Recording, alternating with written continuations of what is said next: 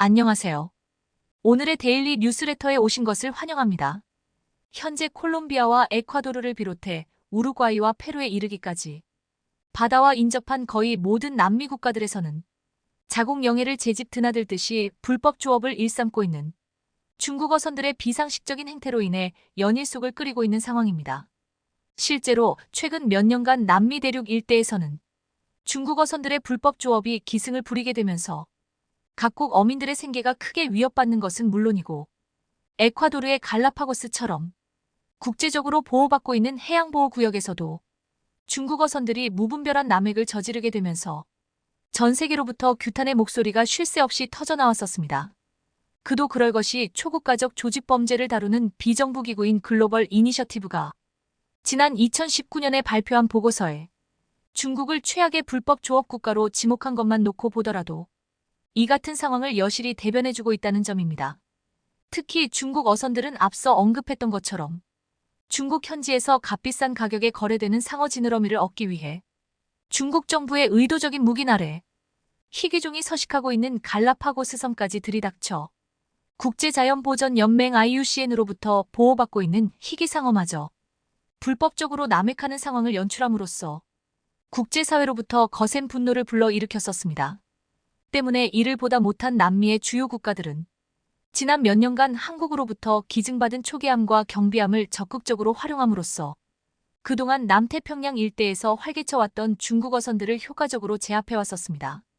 실제로 최근 남미 지역의 유력 매체인 인포베는 에콰도르 정부가 한국으로부터 지원받은 두 척의 경비함을 통해 영해 수호와 어족자원 보호에 적극적으로 나섬에 따라 중국 어선들이 과거와 달리 옴짝달싹 못하는 광경이 연출되고 있다고 보도했습니다. 이와 관련해 남미 매체인 인포베는 에콰도르 정부가 예년과 마찬가지로 갈라파고스를 비롯한 자국의 배타적 경제 수역 이의지에 접근하는 외국 선박을 면밀히 모니터링하고 있다고 보도했습니다. 그러면서 이 매체는 최근 에콰도르 외무부가 발표한 성명에 따르면 이들 외국 선단의 95% 이상이 중국 어선으로 구성되어 있는데 현재 갈라파고스 제도에서 70헬이 떨어진 지역에 위치하고 있는 것으로 나타났다고 보도했습니다. 특히 남미 매체는 여기에 더해 중국 어선들의 위치를 실시간으로 나타내는 레이더 사진까지 함께 공개함으로써 몰라보게 달라진 페루 해군의 해상안보 역량에 매우 큰 감탄을 나타냈습니다. 때문에 남미 매체는 에콰도르 해군의 이 같은 역량 덕분에 중국 어선들이 과거와 달리 에콰도르 영해에 쉽사리 들어오지 못하고 있는 상황이라고 보도했습니다. 바로 2020년에 한국으로부터 기증받은 경비함 두 척과 더불어 해군 전력 증강에도 더욱더 박차를 가하고 나섬으로써 오늘날 에콰도르 영해가 바늘 하나 들어올 틈이 없을 정도로 강력한 해상 감시 시스템이 구축됐다는 것입니다. 무엇보다 이 매체는 지난 2017년 당시에 벌어진 사건만 놓고 보더라도 갈라파고스에 불법적으로 진입한 중국 어선들의 무분별한 남획으로 인해 귀상어를 비롯한 8종의 멸종위기 상어와 500톤에 가까운 보호어종들이 순식간에 희생됐던 사실을 비추봤을 때 오늘날 물 셀 틈 없는 해상안보를 구축한 에콰도르 정부로서는 한국의 경비함 지원이 그야말로 천재이루와 다름없다고 추켜세웠습니다. 그리고 이들 국가에 더해 우루과이 정부 역시도 한국을 중심으로 한 해군기지 구축에 적극적으로 나서면서 남미 대륙에서 중국 어선들의 불법 조업을 방조하고 있는 중국 정부를 아연실색케 하고 있는 상황입니다.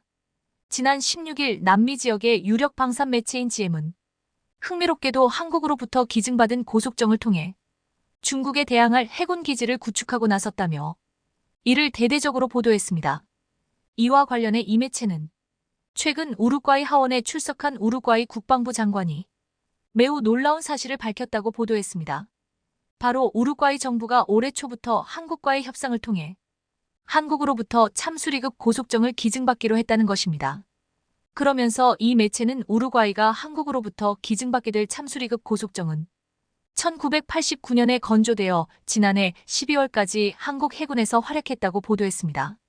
특히 남미 매체는 참수리함의 후속 모델인 윤영하급 고속정이 한국 해군에 계속해서 도입됨에 따라 비록 한국의 참수리급 고속정은 연거푸 퇴역하고 있는 상황이지만 남미 지역의 다른 그 어떤 고속정보다 뛰어난 성능을 자랑한다고 추켜세웠습니다. 실제로 이 매체는 지난 1979년대 후반부터 한국의 대우조선해양과 한진중공업이 대간첩전을 상정해 두고 참수리함을 건조해왔던 만큼 참수리 고속정은 다른 함선에 비해 뛰어난 기동력과 전투력을 자랑해왔다고 보도했습니다. 바로 전장과 선폭이 각각 37m와 6.9m에 달하고 배수량 또한 170톤에 이르는 참수리 고속정은 40mm 보포스 단장포 1문과 20mm 발칸포 2문에 더해 중기관 총 K6 이전까지 장착함으로써 효율적이고 강력한 전투력을 갖추고 있을 뿐만 아니라 기동속도 또한 2개의 디젤 엔진을 갖추고 있기 때문에 최대 30노트의 속도에 도달할 수 있다는 점에서 최근까지도 우루과이 영해에서 활개치고 있는 중국 어선들을 신속하게 제압할 수 있게 됐다는 것입니다.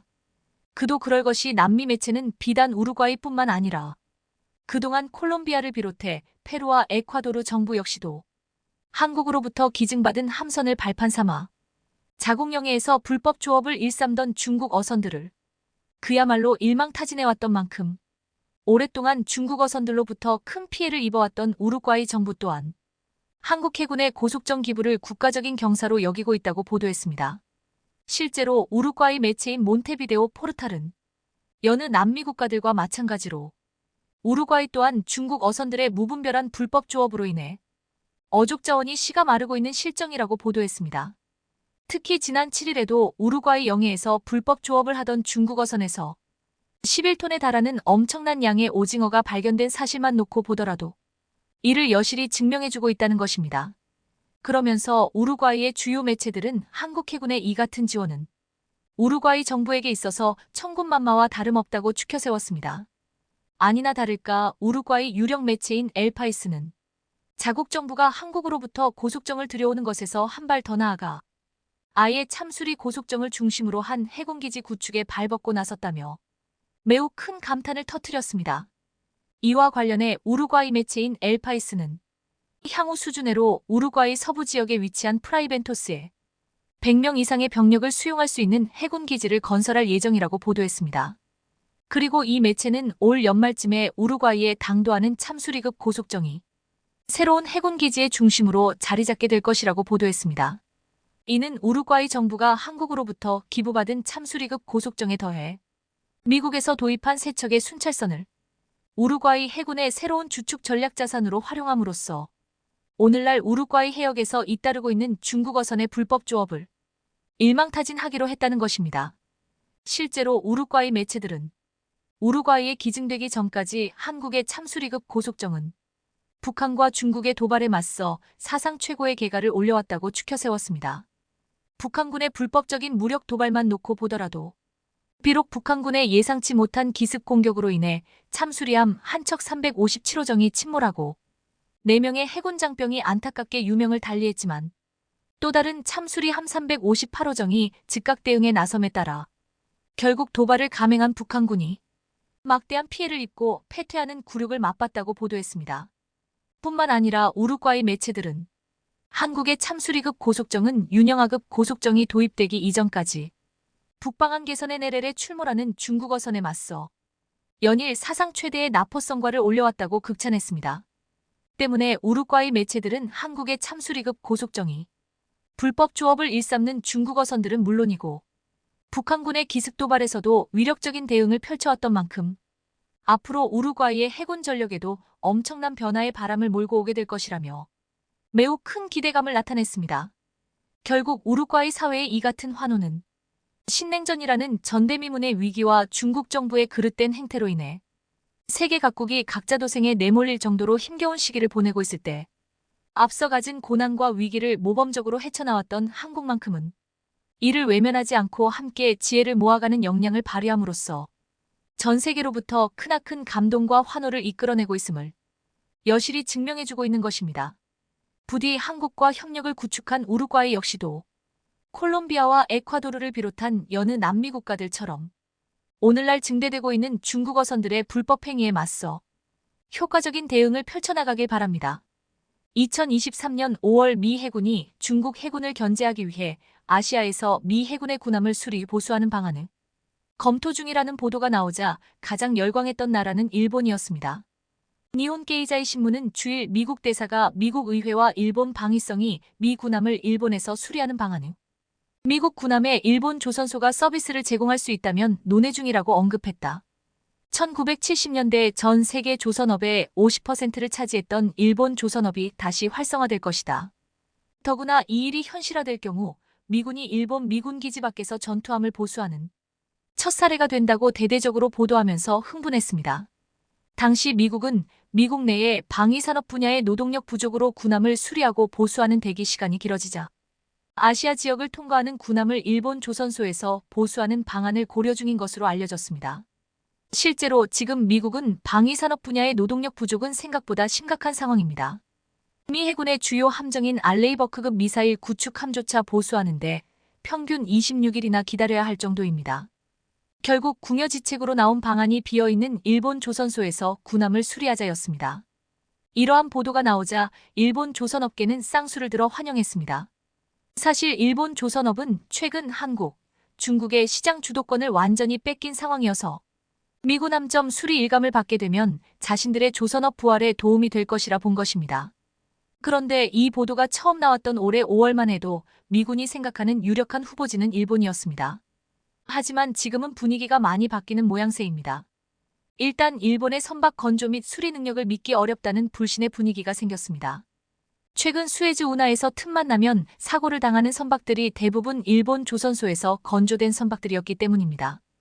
지난 6일 이집트 수에즈 운하에서 충돌 사고로 멈춰버린 컨테이너선 원 오르페우스 호도 일본 조선소에서 건조했고 게다가 최근 들어 홍해에서 일본의 화물선은 물론이며 군함까지도 후티 반군들의 먹잇감이 되는 망신까지 당했기 때문입니다. 지난달 홍해에서 일본 해운기업 니폰 유센이 용선한 갤럭시 리더호가 후티 반군에 의해 납포됐는가 하면 소말리아 아덴만에서 납포된 센트럴 파크호를 구조하기 위해 출동했던 일본 해상자위대 호위함은 예멘에서 발사한 탄도미사일 공격 대상이 되어 자신들이 혼비백산 놀라는 상황이 벌어지고 말았습니다. 당시 해상자위대 수장인 사카이료 해상망료장은 호위함 아케보노에서 약 10헬이 떨어진 해역에 탄도미사일이 떨어졌다는 정보를 미군으로부터 받았다고 밝힌 바 있습니다. 본인들을 향해 탄도미사일이 발사되었다는 사실조차 인지하지 못한 것입니다. 그런데 최근 홍해 상에서는 반군들이 일본 선박과 일본 군함을 노리는 상황이 이상할 정도로 반복되고 있습니다. 이에 일본 해군력의 위상이 급속도로 추락하는 중입니다. 결국 지난 5월만 해도 일본만 고려하던 미국이 군함 수리 프로젝트에 대해 여러 가지 안을 고려하는 것으로 기류가 바뀌어가고 있습니다. 반면 미국은 발등에 불이 떨어진 모양새입니다. 최근 미국 여론조사 기관인 리얼 클리어 디펜스는 중국은 전 세계 조선소의 45에서 50%를 점유하고 있는 반면 미국은 고작 1%에 불과하다고 보도했습니다. 결국 중국 조선업을 따라잡기 위해서는 한국과 일본의 선박 건조를 주문해야 한다는 이야기가 미국 내에서 나오고 있는 것인데요. 솔직히 미국의 조선업 생산성이 지난 1980년대 중반 이후 개선되지 않고 있다는 것은 누구나 아는 사실입니다. 미 상무부가 지난 2021년 연구한 결과에 따르면 미국 조선소는 선박 건조와 설계, 조선소 레이아웃, 제품 엔지니어링 분야에서 해외 조선소에 비해 뒤처져 있습니다. 전문 기술도 이렇습니다. 군함 건조는 항공기나 우주선과 같이 첨단 산업 분야이기 때문에 고도로 훈련되고 전문화된 직원이 필요합니다. 하지만 미국은 인력 부족은 물론 시설도 낡아서 건조 비용은 비싸고 건조 기간도 너무 오래 걸립니다. 실제로 미국 대표적인 방산업체인 제너럴 다이나믹스의 자회사인 나스코 조선소의 비용 초과 문제는 이미 잘 알려진 사실입니다. 미 해군이 미국 핑칸티에리 마린 그룹의 새로운 컨스텔레이션급 호위함 건조를 의뢰했지만 예상 비용이 넘어서 중단했을 정도로 한마디로 경쟁력이 없어진 지 오래입니다. 2020년 말 당시 미국 의회 예산국이 내린 호위함 10척의 건조 비용은 최소 123억 달러, 약 15조 5,500억 원에 달했습니다. 이것은 미 해군의 초기 추정치보다 약 40% 더 많은 금액이었고 미군은 상당한 충격을 받았습니다. 따라서 군함 건조만큼은 해외에서 하지 않으려고 몸부림쳤지만 이제 미국 내에서조차 중국의 군사력 증강을 상쇄하기 위해서는 한국에서 건조한 군함을 사들여야 한다는 분석까지 나온 상황입니다. 미 전문가들 사이에서 한국과 일본의 조선소가 미국 군함의 절반 가격에 건조하고 인공지능 AI과 자동화 공정 등 최신 기술을 활용해 군함을 건조해 미중 패권 경쟁에서 해군 경쟁력을 강화시켜야 한다는 주장도 제기되고 있는데요. 한국과 일본 조선업체들은 미국 조선소에서 건조하는 군함의 절반 가격으로 군함을 건조하고 있는 게 사실입니다. 가격만 저렴한 게 아니라 한국의 HD 현대중공업과 하나오션 등은 군함 건조 시 모듈식 구조, 로봇공학, AI, 자동화 공정 등을 광범위하게 활용하고 있는 것으로 유명합니다. 미국이 가장 우려하는 것은 결국 기술입니다. 한국과 일본의 군함 건조를 의뢰하면 민감한 기술과 지적재산권을 이전해야 할 가능성이 높기 때문입니다. 무엇보다 존스법 존즈 액트의 발목을 잡고 있습니다. 미국은 안보 우려 및 자국 조선 산업 보호 등을 이유로 외국에서 건조한 함정을 구매하거나 해외에서 함정을 건조하는 것을 금지하고 있는데요. 전문가들은 중국과의 해전에서 우위를 점하기 위해서는 이 법을 제고해야 한다고 주장하고 있습니다. 또한 미중 패권 경쟁에 따른 신속한 군함 건조의 필요성을 감안하면 이제 한국 조선소에서 효율적인 군함 제조와 생산 프로그램을 배워야 한다고 강조하고 있습니다. 이러한 관점에서 지난 5월 미 해군이 아시아 동맹국의 민간 조선소를 이용해 군함을 유지, 수리 및 정비하는 방안을 고려 중이라는 보도가 나왔던 것인데요. 하지만 불과 몇 달 사이 이 프로젝트의 유력한 동맹국은 한국이 언급되기 시작했습니다. 가장 먼저 한국의 군함 건조 능력을 집중 조명한 곳은 미국 매체 월스트리트 저널이었습니다. 월스트리트 저널 WSJ는 현재 미국은 군대를 증강할 예산상 여력이 있어도 방위 산업의 기반이 붕괴되어 있기 때문에 중국에 밀릴 수밖에 없다고 지적하면서 미 싱크탱크 전략국제문제연구소 CSIS의 보고서 내용을 인용했습니다. 전략국제문제연구소가 최근 대만을 둘러싼 미중 충돌을 시뮬레이션한 결과 만일 미국과 중국이 무력 충돌을 한다면 미국은 항공모함 2척과 구축 함순양함 등 최대 20척을 잃고 중국은 50척 이상을 상실한다는 결과가 나온 것인데요. 언뜻 보면 무승부로 보이지만 결국 승부는 손실된 함정을 누가 더 빠르게 대체할 수 있는가로 판가름나며 그렇게 되면 미국보다 더 빠르게 함정을 보강할 수 있는 방위산업 제조업 기반이 있는 중국의 승리로 귀결됐다는 것이 요지입니다. 군사문제 전문가들조차 지난 2년간 중국 해군은 구축 함순양함 17척을 증강했는데 미국은 현재 같은 수의 함정을 건조하는데 6년이 걸리며 미국은 군함을 빠르게 대량 건조할 능력이 없다고 지적하고 있습니다. 돈이 있어도 무기 군수품을 공급하기 어렵다는 이야기입니다. 그러면서 대안으로 제시한 곳이 바로 한국이었습니다. 로널드 오루크 의회 조사국 CRS 분석가는 한국 조선 업체들은 민간 부문 경험을 바탕으로 구축함의 건조 유지 비용을 염두에 두고 군함을 설계한다. 한국 이지스 구축함은 동급 미국 함정보다 무게가 더 나가지만 복잡한 전자장비 설치 작업이 쉬워 비용을 절감한다고 극찬했습니다. 미국은 이제 군함 제조 속도에 있어 중국에 뒤처진다는 것을 인정하고 한국의 효율성을 배워야 한다고 일갈한 것입니다. 그런데 최근 미 해군은 한국의 효율적인 구축함 건조 능력을 인정했으며 중국을 감시하는 정조대왕함의 성능에 감탄했습니다. 미국에 필요한 수요에 정확하게 부합한 것입니다. 우리나라 군의 최신 함정인 차세대 이지스함 정조대왕함은 1800km 밖에 1800개 표적을 동시에 포착할 수 있고 북한 전역에서 발사된 탄도탄을 탐지해 요격할 수 있습니다. 또한 중국 서부 지역과 일본 전역도 커버할 수 있습니다. 실제 얼마 전 북한이 백령도와 이어도 서쪽공에 상공으로 쏜 발사체도 우리 해군 이지스함이 남해 먼바다 상공을 빠져나갈 때까지 추적하는 데 성공한 한 바 있습니다. 최근 직접 한국을 방문해 정조대왕함을 눈으로 직접 본 미국 칠함대 사령관은 정조대왕함을 보고 아름답다고 극찬했을 정도입니다. 수상함은 보통 잠수함에 취약하지만 이를 극복하기 위해 집채만 한 크기의 통합소나 체계를 넣어 대잠 방어 능력을 보완했습니다. 대잠 어뢰 홍상어도 탑재해 장거리에서 다가오는 적을 무력화시킬 수도 있습니다. 이 밖에 지상으로부터 12km 높이에 있는 고고도 탄도미사일을 식별하는 최신형 이지스 전투체계와 다기능 복합 전투체계를 보유하고 있는 최신 기술이 집약된 최신의 이지스함을 건조할 수 있는 나라가 되었다는 것을 인정한 것입니다. 이제 바다 위의 주도권도 일본에서 완전히 한국으로 넘어오고 있습니다. 현대전에서 상륙작전은 전세를 단숨에 역전시킬 수 있는 게임 체인저입니다. 6.25 당시 인천 상륙작전이 대표적 사례입니다.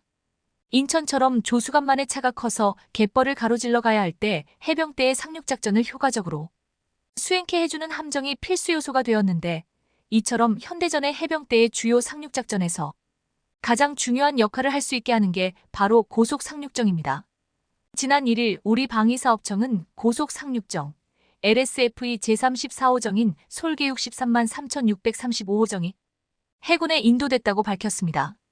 솔개육 13만 3,635호정은 우리 해군이 운용 중인 90T급 고속상륙정 선도함의 운용 노하우를 바탕으로 성능을 개선한 후속 함정으로서 지난 2019년 6월 착공 후 4년 만에 우리 해군에 인도된 것이었습니다.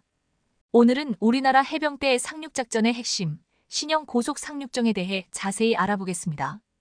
고속상륙정은 함정에서 해안으로 전력을 빠르게 운송하는 역할을 맡는 함정으로 가스터빈을 사용해 고속으로 기동합니다.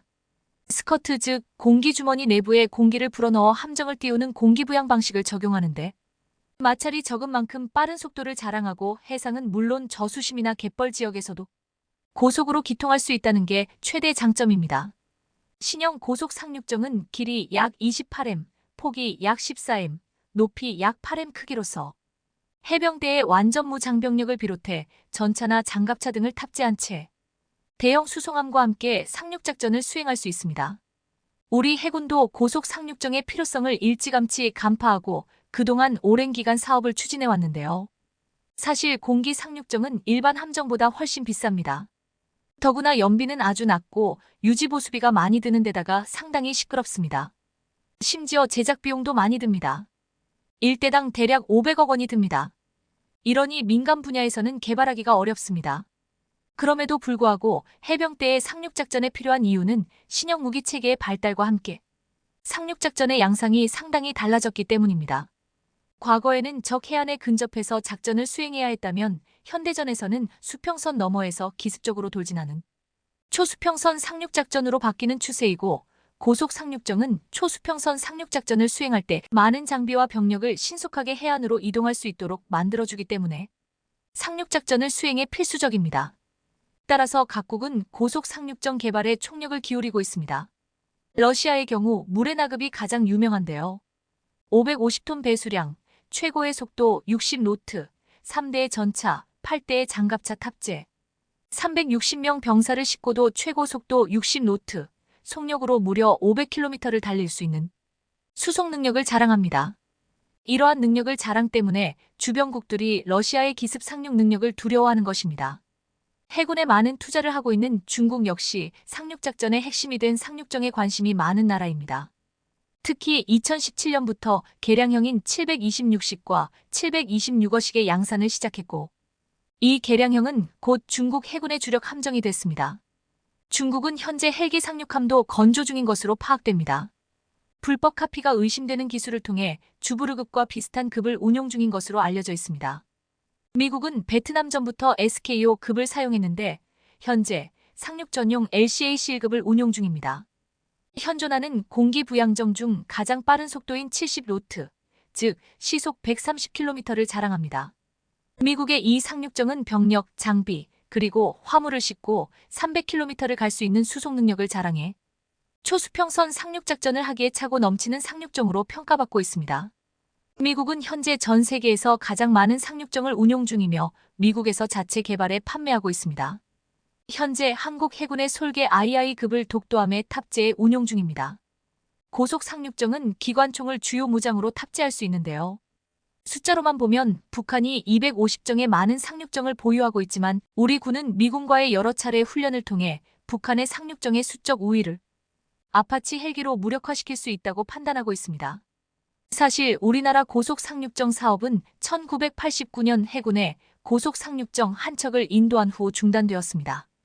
하지만 이후 상륙작전 개념이 확대되었고 고속상륙정을 대형 수송함에 탑재해 적 레이더 탐지권 및 지대함 유도탄 사거리 외곽까지 접근한 후 고속으로 발진하여 돌격 상륙하는 전력으로 사용하거나 육상기지에서 직접 발진하여 기습 상륙하는 신개념 해상 상륙작전이 요구되자 한국도 다시 고속 상륙정 개발에 다시 나서게 됩니다.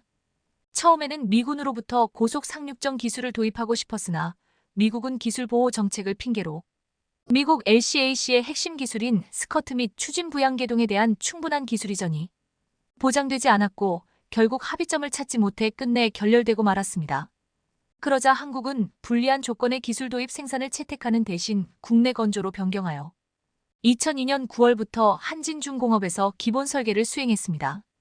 이후 5년여간에 걸쳐 건조하여 독도함 추역에 맞추어 2007년 고속 상륙정 2척을 해군에 인도했습니다. 이후 한국군은 2005년 12월 러시아에서 무레나 공기부양정을 인수해 솔개 621로 이름 짓게 됩니다. 또한 우리 해군은 길이 31m, 배수량 100톤급 무레나 공기부양정 3척을 2005년 12월부터 2007년 1월까지 러시아로부터 인수해 서해안에 배치했는데 불곰 사업을 통해 러시아에서 들여왔기 때문에 러시아어 별명을 따 바다뱀을 뜻하는 무레나 MIP라고도 불립니다. 러시아의 공기부양정은 최대 130여 명의 완전 무장한 병력과 장갑차 2대 분량이 군수물자 수송이 가능하며 상륙함의 웰도크에 탑재돼 바다로 발진하는 LCAC형 공기부양정에 비해 단독으로 작전을 펼치기 때문에 크기도 크고 화물칸이 폐쇄형입니다. 최대 55노트의 속력으로 낮은 수심과 갯벌 지역에서도 운항할 수 있어 인천해역에서 긴급 상황 발생 시 신속한 전력이 가능합니다. 이후 인수된 선도함은 솔개 621로 명명됐습니다. 한국군은 솔개 63만 1632호정을 개발, 해군에 인도했고 이후 슬개 63만 1632호정이 약점들을 개선하고 보완해 이번에 고속 상륙정 3, 4호정인 솔개 633.635호정을 개발해 해군에 인도한 것입니다. 지난 1일 우리 해군에 인도된 고속 상륙정 LSFE 제34호정인 솔개 63만 3635호정은 해병대의 완전무 장병력을 비롯해 전차와 장갑차 등을 탑재한 채 대형 수송함과 함께 상륙작전을 수행할 수 있는데요. 랜딩 시 패스트 LSFE선은 가스터빈에서 발생하는 공기압을 배의 주변을 감싸고 있는 스커드에 보내 함정을 띄우는 공기부양 방식을 적용해 해상은 물론 저수심이나 갯벌 지역에서도 고속 기동할 수 있습니다. 이번에 인도된 신형 LSFE의 길이 약 28m, 폭 약 14m, 높이 약 8m, 배수량 95톤의 LCAC형 공기부양정으로 전차 1대와 병력 150명을 태우고 최대 40노트 시속 74km의 속도를 낼 수 있으며 추가 연료 보급 없이 최대 185km까지 항해할 수 있습니다. 기존 대비 무게가 10톤가량 늘어난 100톤급 함정입니다.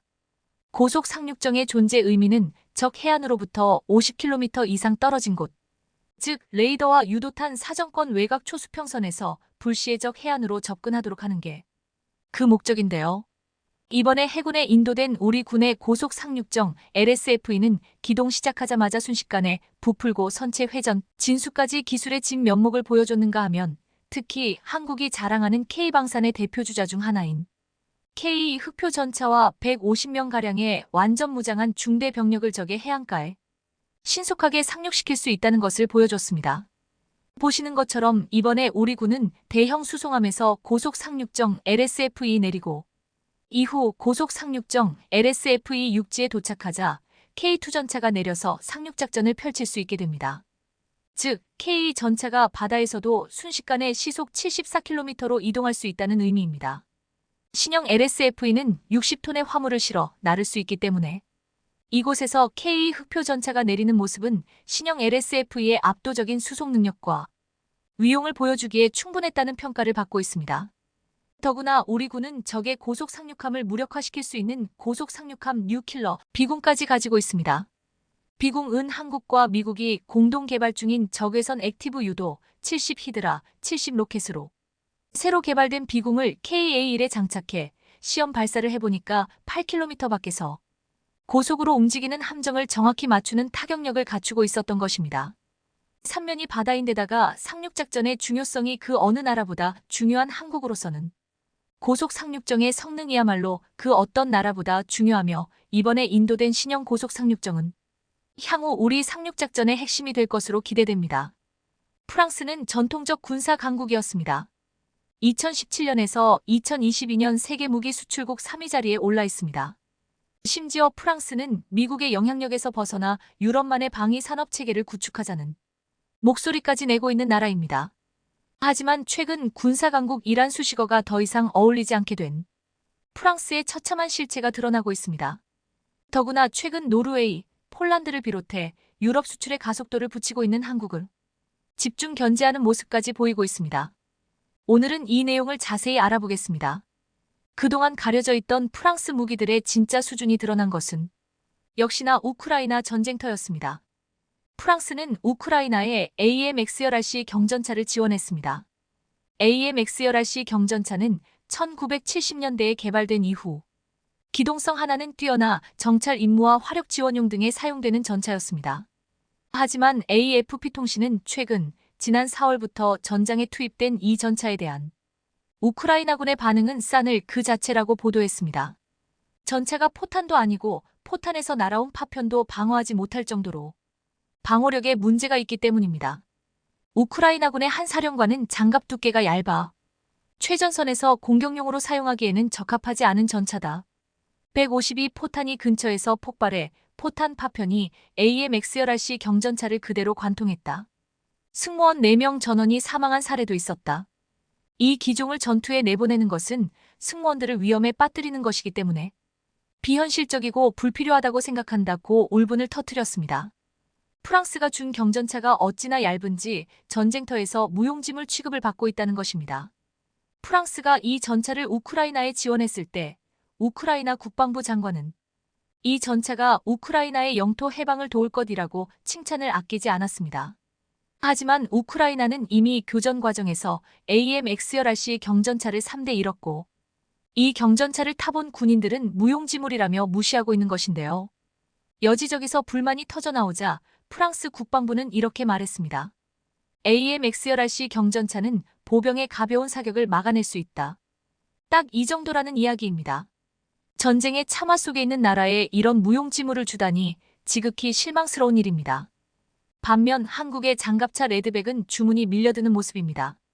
폴란드가 레드백 기반의 장갑차를 개발하기 위해 무려 700대의 K9 차체를 주문한 데 이어 레드백은 현재 호주 육군의 신형 궤도형 장갑차 도입을 위한 랜드 403단계 사업의 우선 협상 대상자로 선정되어 호주 수출도 가시권에 있습니다. 그리고 이제는 인도까지도 레드백에 러브콜을 보내고 있습니다. 업계에 따르면 하나 에어로스페이스는 인도 육군 미래형 보병 전투 차량 FICV과 경전차 조달 프로그램에 인도 방산업체 라센 앤투브로와 함께 참여할 계획입니다. 하나는 인도의 요구 사항을 충족하기 위해 레드백과 K-21IFV 생산을 검토하고 있다. 레드백의 무장에는 30기관총, 7.62 동축포, 대전차 유도 미사일 ATGM, 원격 제어 무기 스테이션이 포함된다고 밝혔습니다. 뿐만 아니라 하나는 수륙 양용 장갑차 K-21-105도 인도 육군 조달 프로그램에 참여할 예정입니다. 인도군은 고고도 지역에서 라이벌인 중국을 견제하기 위해 경전차의 필요성을 느껴 한국에 손을 내밀었는데요. 고고도 지역에서는 빠른 배치와 이동이 가능한 경전차가 필수적인데 K9 자주포를 도입해서 써보니 한국산 무기가 믿을만했던지 이제 인도마저도 한국의 K-21-105 경전차의 공동 생산을 바라는 단계까지 와 있습니다. 그런데 여기에 레드백이 루마니아에서 극비 테스트에 돌입한다는 뉴스가 흘러나왔습니다. 루마니아군이 추진하는 약 4조 3천억 원 상당의 보병 전투장갑차 IFV 사업 수주를 위해 현지에서 극비 테스트에 돌입한다는 것입니다. 루마니 F1은 군 현대화 사업의 일환으로 2031년까지 1단계로 약 3조 5,400억 원, 이어 6,400억 원 상당의 보병 전투장갑차를 구매할 것으로 알려졌는데요. 이 사업 수주를 위해 현재 하나 에어로스페이스의 레드백과 오스트리아 스페인이 공동 개발한 아스코드 ASCOD가 유력한 후보군으로 압축되고 있습니다. 프랑스는 유력 후보군에 들지도 못하는 수모를 당했습니다.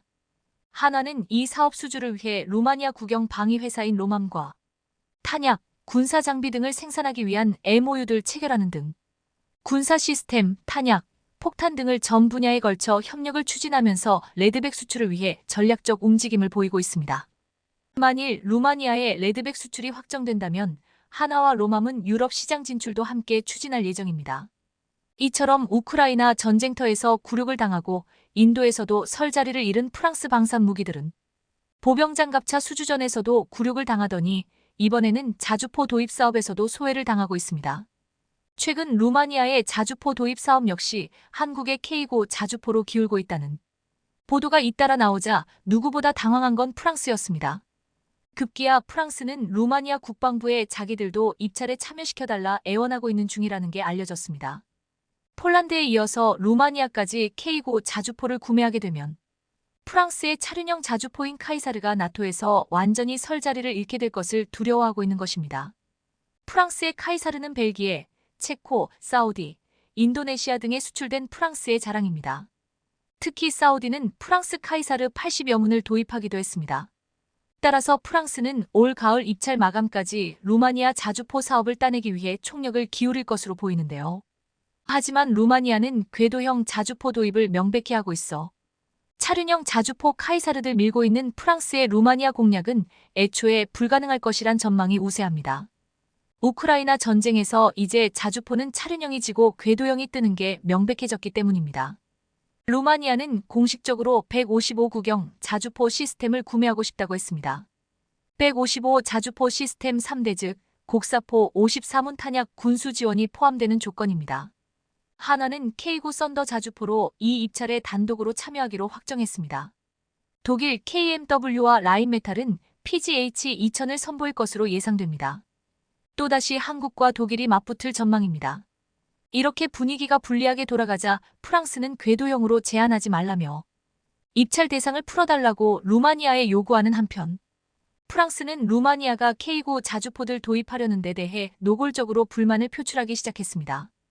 언론들은 아예 K9보다는 프랑스의 카이사르가 더 매력적이라고 보도하면서 루마니아 1조 5천억 원의 K9 자주포들 구입하려 한다는 보도가 나가자 이보다는 프랑스의 카이사르들 구입했어야 한다고 지적하기도 했습니다. 하지만 여러 가지 면에서 K9는 카이사르를 압도하고 있습니다. 한동안 한국 K9과 프랑스의 카이사르의 화력을 비교하는 영상이 화제가 되었는데요. 이 영상을 보면 카이사르가 어렵게 한 발 쏘는 동안 K9 자주포는 3발을 쏘고 이미 다음 태세를 위해 사라졌습니다. 이를 본 한 해외 네티즌은 21세기 자주포 2종의 준비 태세를 비교한 매우 흥미로운 영상이다 라디 댓글을 남기기도 했습니다. 그런데 이 댓글의 한 네티즌은 이런 댓글을 달아 화제가 됐는데요. 해시태그 인도 파키스탄 분쟁 시 인도는 K9 10기 파키스탄 40기 이상 프랑스 카이사르 차륜형 자주포 인도 무패 파키스탄 36패 인도는 그 후 100대 이상의 K9를 주문했습니다. 물론 이 댓글은 사실이 아니라 농담이었지만 K9과 카이사르의 화력이 얼마나 차이가 나는지 비교한 댓글로서 K9의 우수성을 보여주는 내용이었습니다. 더구나 한국의 K2 전차는 나토의 무기들과 호환까지 가능합니다. 여기에 가성비도 좋고 신속 배달까지 해주니 이렇게 찾는 나라가 많아진 것인데요. 이 때문에 지금 세계 방산 시장에서 한국 방위산업에 의해 나토가 재무장되는 것은 러시아에는 끔찍한 일이라는 평가가 나오는 것입니다. 그런데 프랑스 방위산업의 굴욕은 여기가 끝이 아니었습니다. 루마니아가 프랑스로부터 도입하려던 초계함 도입 사업을 취소한 것입니다. 루마니아는 우크라이나 전쟁으로 흑해에서 러시아를 방어하는 일이 다급해지자 해군 현대화 사업 중 하나로 프랑스 나발 그룹에서 초계함 4척을 구매하기로 했습니다. 준 전투 임무용까지 가능한 초계함 루마니아는 1조 7천억 원을 투입할 계획이었습니다. 하지만 프랑스가 협상 과정에서 전 세계적인 원자재값 상승으로 척당 4천억 원 그러니까 처음 제시한 가격으로는 공급할 수 없다고 하자 루마니아는 네덜란드와 프랑스에서 초계함 구매가 어려워지자 외신들은 루마니아가 한국에서 초계함을 도입하려 할 것이라고 전망했습니다. 우크라이나 전쟁으로 인해 유럽산 무기들의 가격은 천정부지로 오르고 있습니다. 더구나 전투함 건조에 전통이 있는 프랑스는 애초 가격보다 협상 과정에서 가격을 올리고 있습니다. 프랑스는 250톤급의 액조제 미사일까지 탑재하려면 6천억 원 이상은 되어야 한다고 주장한 것으로 알려졌습니다. 그런데 프랑스와 독일 등 유럽 국가들은 초계함 하나 건조하는데 보통 6년 이상이 걸립니다. 이러한 느린 건조 속도 때문에 중간에 원자재 가격이 상승하거나 가격이 올라가거나 기다리는 쪽에서는 지쳐서 포기하고 다른 곳을 알아보는 일이 벌어지는 것인데요. 하지만 신속 정확한 한국은 3년이면 건조합니다. 이제 루마니아의 선택지는 한국 아니면 튀르키예로 좁혀지고 있습니다. 튀르키예가 만든 함정들은 저렴하지만 성능 검증이 안 되어 있다는 단점이 있습니다. 그에 비해 한국의 전투함은 다양한 전투함 체계를 모두 국산화했을 뿐 아니라 프랑스가 건조하려던 호위함에 비해 배수량이 1,000톤 이상 크고 고작 16발의 수직발사 체계에 불과한 프랑스 함정에 비해 2배나 많은 수직발사 체계를 갖추고 있습니다. 한마디로 이 정도의 가성비 높은 전투함을 만들 수 있는 나라는 세계적으로 한국 이외에 없습니다. 이처럼 프랑스보다 더 강력한 무장을 장착할 수 있는 장점이 있는데도 척당 건조 단가가 프랑스보다 70% 정도 저렴합니다. 무엇보다 대한민국의 전투함은 1년 반이면 취역하고 총 3년이면 그 나라 해군에서 전투 교체가 가능하게 만들어줍니다. 유럽의 조선소보다 2배 이상 빠른 건조 속도를 갖추고 있어 그 사이 급격한 가격 인상이 일어나는 변수조차 없습니다. 한번 계약한 방산 계약은 번복하지 않는 것은 방산업계의 불문율입니다. 그런데 프랑스 나발그룹은 계약한 단가를 몇 개월 후에 번복했습니다. 이러니 루마니아로서는 계약을 깰 수밖에 없는 것인데요. 판은 프랑스가 깬 것이고 1차 책임은 나발그룹에 있다고 봐야 합니다. 이처럼 K9 자주포, 보병장갑차, 그리고 초계함에 이르기까지 한국 방산에 대한 루마니아의 관심이 고조되고 루마니아가 제2의 폴란드가 될 조짐을 보이고 있는 가운데 프랑스는 이를 초조하게 지켜보고 있는 중입니다. 그런데 유럽의 또 한 나라가 한국 방산의 발전을 긴장 속에 지켜보고 있는 중입니다.